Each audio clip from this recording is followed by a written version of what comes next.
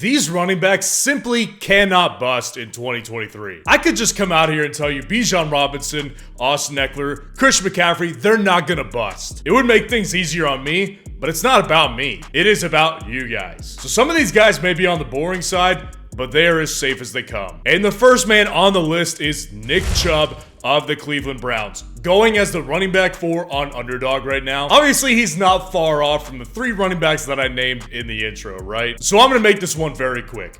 Nick Chubb is finally getting his respect. For a long time, a lot of the NFL community just doubted that he was a top 5 to 3 running back in the NFL. Recently, he was voted as the best running back in the NFL by coaches, players, executives.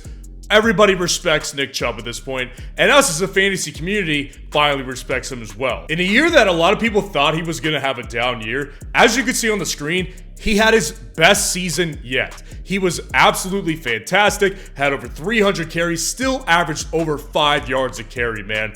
That is simply ridiculous that you just don't see from most running backs. And that was all done with Kareem Hunt still in the building. Kareem Hunt still had over 100 opportunities in this offense, right? So now that Kareem Hunt is out of the building and he is not coming back to this building, the backup running back is Jerome Ford, who is a second-year player out of Cincinnati. There's simply just no question to me on this one, guys.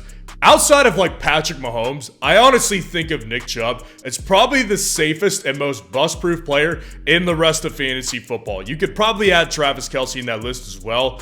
But Nick Chubb is absolutely in the top 5 of just bust-proof players in the entire league. It really doesn't get much safer than Nick Chubb. And I would also make that argument with a later round running back who is next up on the list, and it is David Montgomery of the Detroit Lions, going as the running back 24 on Underdog right now.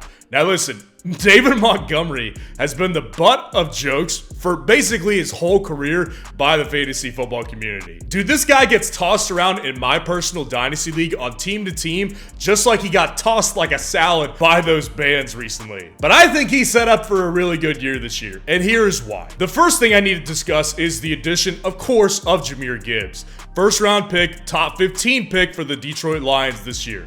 Jahmyr Gibbs is going to be relevant in this offense. Personally, I think this is actually going to be one of the best duos in the leagues as far as running back duos go. David Montgomery is going to serve in this Jamal Williams type of role that Jamal Williams served in last year.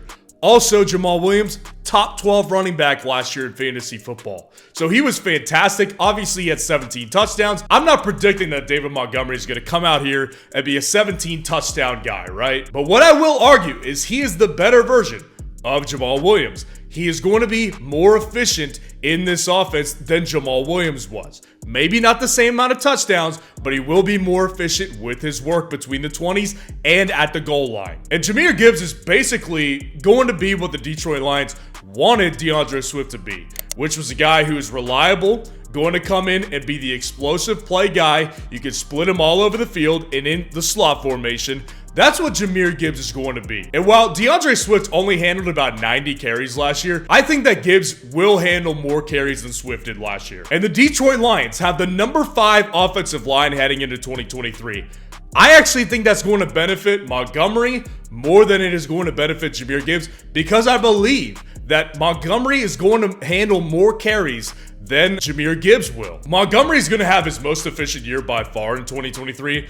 And not only is he going to be a bust-proof player, but he's actually a really, really good value in fantasy football drafts. Much like our number 3 guy, I cannot believe I'm saying this, but J.K. Dobbins of the Baltimore Ravens, I love him this year now. And listen, I started out the offseason actually saying don't draft him, right? You can go back a video a couple months ago where I said do not draft J.K. Dobbins. It's taken me time, but I am actually coming around to J.K. Dobbins right now. He is the running back 18 on Underdog. And so it's not like, you know, he kind of fell off completely, but I do think that a lot of people are just kind of forgetting about him. There's just really not much buzz around J.K. Dobbins at this point in the fantasy football community. I actually think he's set up for his best season, and that's not exactly a hot take, right? Like, he's had 2 seasons where he didn't even play a full 17 games, and he obviously had the injured season in 2021, and he missed a lot of time in 2022. So it's not really exactly like the bar is set super high for him to have his best season yet. But here's the thing. J.K. Dobbins is coming in finally healthy. into this offense. And what we have seen throughout history with Saquon Barkley and several other guys, not even at the running back position, but every position, is that year 2, after you have an ACL tear or a significant knee injury that includes more than just an ACL, you actually come back and have a great season. It's not the first year, it's that second year. And listen, I think everybody really knows that J.K. Dobbins is a very talented guy, but I think the fair question that a lot of us have, and let me know in the comments if you have other issues with J.K. Dobbins, but the thing that I've seen the most from us is that we don't really know exactly what his ceiling is, right? We haven't really seen a full season of J.K. Dobbins to determine what his ceiling is. Here's what we do know, though. We do know that he is very, very efficient, as you can see on the screen here. 2020, 6 yards a carry. 2022, 5.7 yards per carry. We can also see that he started to handle more carries per game on the screen than he did in his rookie season. 2022, 11.5 carries per game. 2020, 8.9 carries per game. Now, his touchdown total did drop from 2020 when he was averaging 0.6 touchdowns per game. It did drop to 0.25 touchdowns per game in 2022. But again, less games played. And we also know that he's not a pass catcher, right? 1.6 targets per game, 1 target per game throughout his career, right? And we know that he's not going to be a pass catcher because he is playing with a very good running quarterback. That's not his first instinct to do that. If he was playing with Jared Goff, that's a different story, obviously. But we know for a fact that he is definitely going to be efficient with his work. And what we can also take away from it is that Baltimore really doesn't have anyone that's going to challenge him for carries, right? They basically have the same running back room that they've had for the past couple of seasons, right? And Gus Edwards is aging. So it's not like he's going to come in here and just be this breath of fresh air over J.K. Dobbins. They still want J.K. Dobbins to be their main guy. It just hasn't come to fruition yet. This is the year. And given him the number 6 offensive line heading into 2023, this is going to create such an efficient back that he already was an efficient back, but he's going to be able to maintain that efficiency with more carries this season. And I believe he's actually going to see an uptick in touchdowns again, very similar to 2020 season, because when you look at rushing quarterbacks and the running backs attached to them last season in their touchdown totals, in 2022, you had Jalen Hurts and Miles Sanders. Miles Sanders had 11 touchdowns last season. Great offensive line, great rushing quarterback, leaves the defense on their toes all the time. You can't just stack the box just to stop the running back. And also, with the Chicago Bears, much worse offense, by the way, David Montgomery and Khalil Herbert combined for 9 touchdowns. J.K. Dobbins doesn't have a Khalil Herbert behind him. J.K. Dobbins is going to handle the majority of these carries at the goal line. And with a top 6 offensive line and a running quarterback to keep the defense on their toes, honestly, J.K. Dobbins is honestly not only bust-proof, but he's going to have a breakout season this year. And this may be one of the more safe and boring players on this list, but it's Najee Harris of the Pittsburgh Steelers, going as the running back 13 on Underdog. Like I said, I get it. He's a boring guy, right? But he also is one of the last true workhorse running backs in the NFL. That's what we do need to appreciate. Because here's a couple things that you can count on. The first thing you can count on is that he doesn't miss games. And it's not because he hasn't been injured and he's been lucky without this string of injuries. No, he's been injured several times over the past couple seasons, dating back to college. The last time he missed a game was in 2017. That is unheard of in the NFL for running backs. That is absolutely unheard of. So this guy is tough as nails, right? He played through a Lisfranc foot injury for most of last season, didn't miss a game, right? Didn't miss a beat. Was basically the same guy. And roughly, as you can see on the screen here, roughly the same amount of carries per game in 2021 and 2022. 18.1, 16 carries a game. Yards per carry were also the same. 3.9 yards per carry, 3.8 yards per carry. And again, that, like, you can take away, obviously, that he is not an efficient guy. I have said that several times over the past couple of months. We know that he's not an efficient guy. You don't need me to tell you that, right? He's not a big play guy either. He's not going to come off, break off big runs like Saquon Barkley does, Jonathan Taylor does, Breece Hall does. He's not one of those guys. And something that's usually very unpredictable, but in this case, I actually think it's pretty predictable. He had 7 touchdowns in both seasons. And the reason I think it's predictable is that he handles all of the goal line work. As much as Jaylen Warren, a player who has been getting more and more sleeper buzz throughout this offseason, I think he will be more involved this season, but he does not stand a chance as far as taking away goal line work from Najee Harris. Najee Harris is a big bruising back, is always going to have that touchdown upside because he has a nose for the end zone and he's got the size for it. The biggest change when you look at it last year was his targets per game.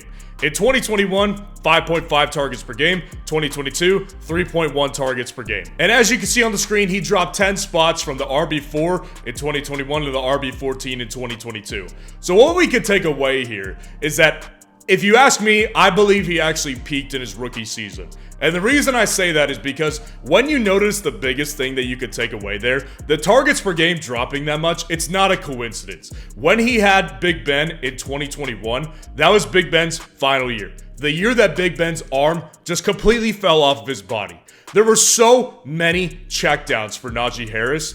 I don't think that we're going to see that again with Kenny Pickett in his second year, a guy who wants to sling it and doesn't want to check the ball down to his running back on every play. But the workload that he's going to get, the healthiness that he's coming into the season with, and the offensive line improvements that they have made, they don't only make him a bust-proof player, but they actually do improve his ceiling as well. And really, it's very similar to the next guy on our list, Joe Mixon, with the Cincinnati Bengals. Running back 15 on Underdog right now. And listen, I get why he's been lower on people's boards this offseason, right? He's had a very influx offseason, dealing with legal issues and also dealing with the fact that Cincinnati maybe doesn't want to re-sign him. Well, here's the thing. Cincinnati restructured Joe Mixon's contract, and he actually took a big pay cut. So that shows us two things right here. The first thing it shows us is that Cincinnati and Joe Mixon wanted to continue their partnership. They wanted to continue to be in this relationship because Joe Mixon wants to be on a winning team and Cincinnati wants to have a good running back at the helm. And it also shows us the most important thing. The Bengals are not concerned about Joe Mixon's legal issues. He is likely going to play a full season barring injury in 2023. And when you look at 2022, it was actually a down year. 14.1 carries per game, 3.9 yards per carry, and 14 fantasy points per game. Now, what you could take away from that, it was actually his lowest yards per carry since 2020. He was still the running back 12 in 2022. And here's the reason why. 5 targets a game, 29.4 reception yards per game, and 7.4 yards per reception. And I believe this receiving upside and this receiving volume is actually going to continue because Cincinnati's offensive line is still middle of the pack. It's been improving, and they've got a new left tackle who is one of the best left tackles in the game, but it is still in the middle of the pack, going into the season at number 15 overall. It's going to force more checkdowns again, right? So he's not going to lose this receiving back work, and it's not like anyone, as you can see on the screen, is challenging Joe Mixon for touches. Joe Mixon is going to be a very safe pick, and I actually expect his ADP to rise over the next couple of weeks. And our last guy on the list is Aaron Jones of the Green Bay Packers. Again, pretty boring guy. A lot of people jumping ship off of Aaron Jones without Aaron Rodgers. Running back 17 on Underdog. I get it, guys. He's also 28 years old, right? So it's not like he's coming in as a 23, 24-year-old running back with a different quarterback. Aaron Jones is getting old. Going into the season with Jordan Love, nobody likes that addition, right? And here's the thing. It's not a big enough sample size that Jordan Love has that we can determine whether or not he's going to check the ball down to his running back very much, right? But I actually don't think that Aaron Jones' fantasy production this season hinges on that knowledge or lack thereof. So in 2022, he averaged 12.5 carries per game, 5.3 yards per carry. And what we could take away here is that he's still a very efficient running back. Over 5 yards per carry in a year 27 season, right? That's still very efficient for a 27-year-old running back. And he's also got the number 9 offensive line heading into 2023. So Green Bay's offensive line is not a weakness. That efficiency should maintain or maybe drop a couple of points. But here's where his floor really is. 4.2 targets per game in 2022, 23.2 reception yards per game, 6.7 yards per reception, and 1.5 yards per route run, which was good for number 12 in 2022. I think specifically what that last statistic shows is that Green Bay recognizes his importance to this passing offense. So even if A.J. Dillon comes in, handles the most amount of carries that he's handled in a full season, and Aaron Jones may take a back seat in carries this season, he's still going to have that receiving baseline and that rushing efficiency when he does have those carries. This makes him bust-proof, and it makes him join the list of these running backs that you can feel very comfortable drafting. And if you want to know the players that you need to pass on and let your stupid league mates take, click on this video right here.